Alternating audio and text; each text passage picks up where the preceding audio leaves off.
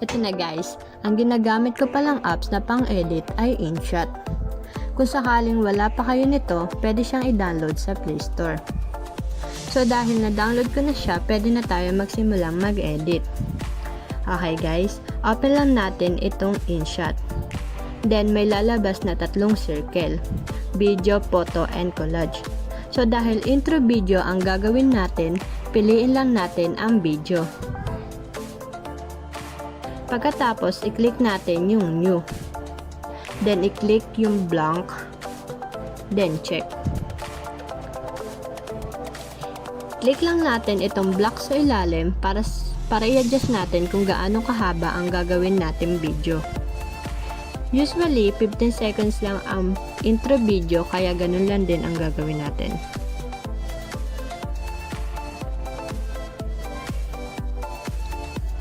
Ayan. Para lagyan naman ng background color, i-click lang yung background. Ayan, pwede na tayo mamili ng background color na gusto natin. Ang gusto ko itong light pink. Then, check. Kung gusto naman natin lagyan ng picture, click lang natin itong sticker. Then, click mo lang itong parang image.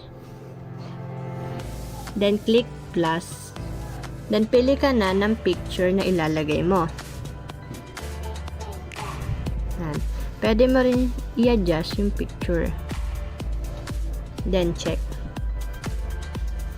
Kung gusto mo naman lagyan ng text, i-click lang natin itong text. Sa aking intro video, naglagay ako ng welcome to my channel para pang welcome ko sa mga viewers.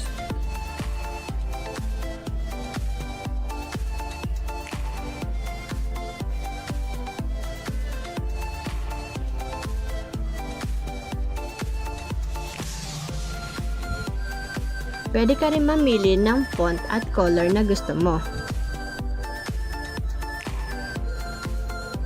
Ayan, okay na sa akin yung violet, purple. Ayan. Then yung font, ang pinili ko dito ay ito, yung Alex brush. Pwede ka rin mamili ng animation.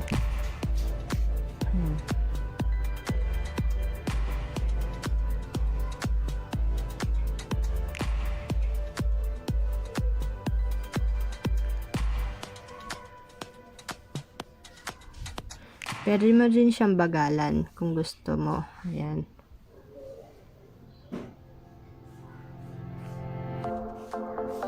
Then, check mo lang. Ayan. Then, adjust mo lang yung text.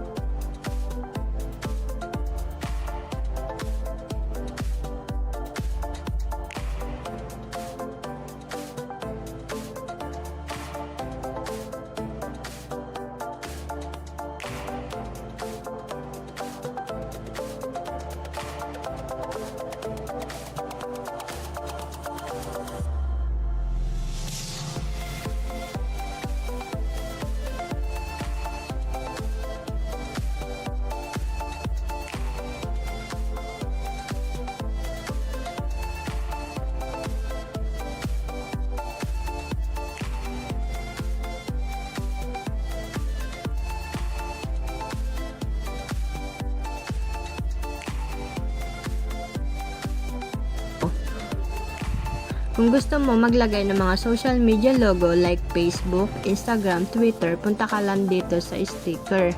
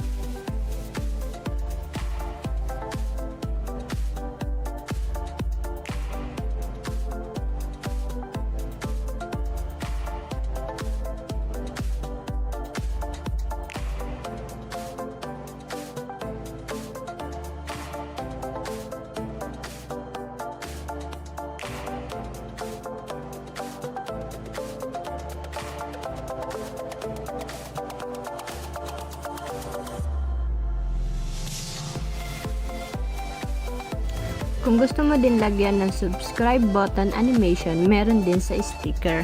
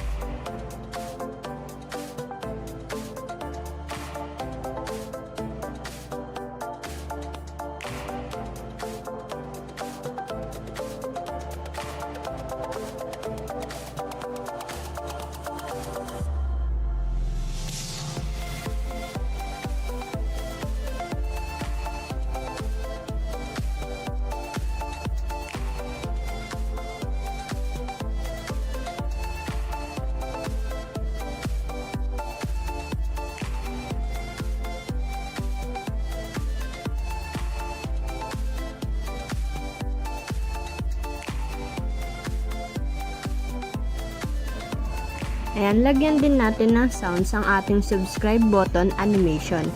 Meron na ako na download galing sa audio library.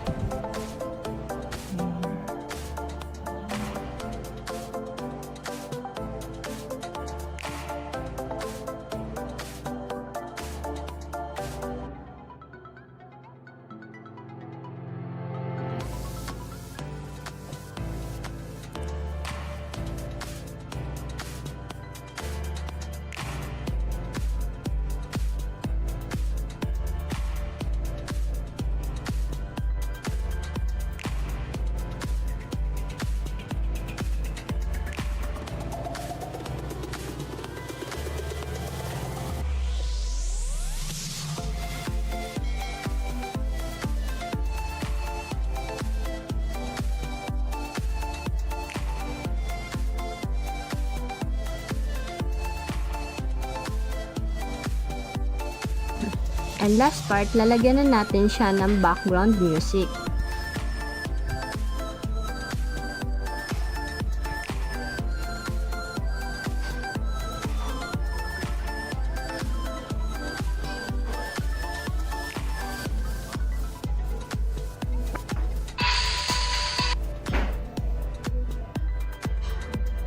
Then, check na natin.